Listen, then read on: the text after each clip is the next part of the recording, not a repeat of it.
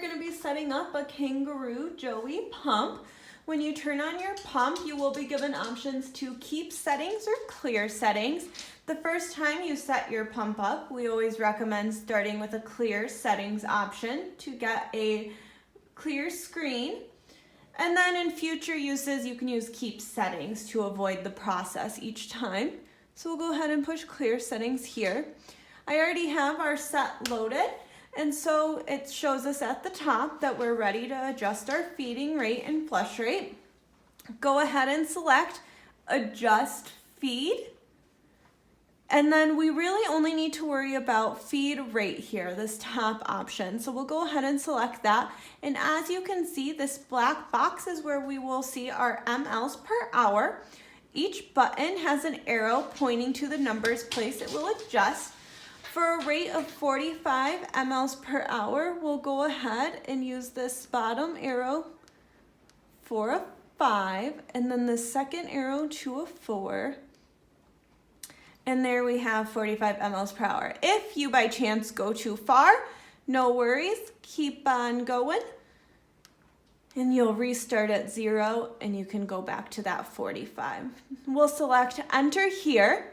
On your screen now you can see 45 mLs per hour, which is our desired rate.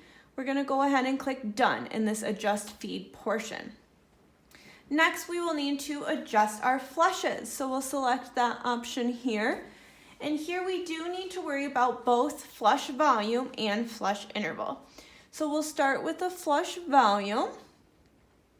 We're gonna go ahead and bring this up to 80 mLs 85 mLs. So we'll adjust each place as before. 85 mLs, press enter.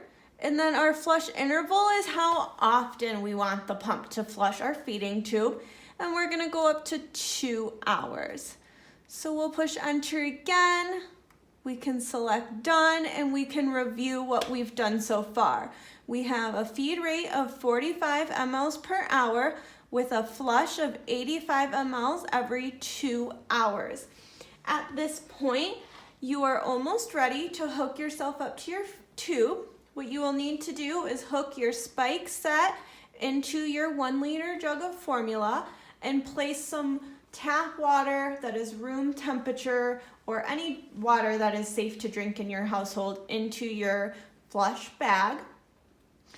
And then you will want to go ahead and prime your pump. So there is an option at the top here, prime pump. It will give you a nice reminder, disconnect set from patient before priming. That is so we're not putting air into our bellies. So the nice thing about this pump is it has an auto prime function. Go ahead and select that.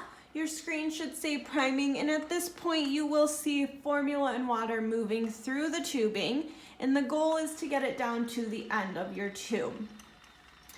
It will stop on its own if for some reason the formula stops short and does not get all the way to the end of your tubing.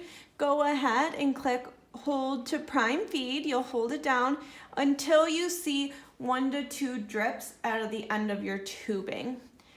And then we're done here. This is the point where you are all set to connect your tube to the feeding set. If you have a cath tip tube, you will use this white Christmas tree connection and just insert that into your feeding tube.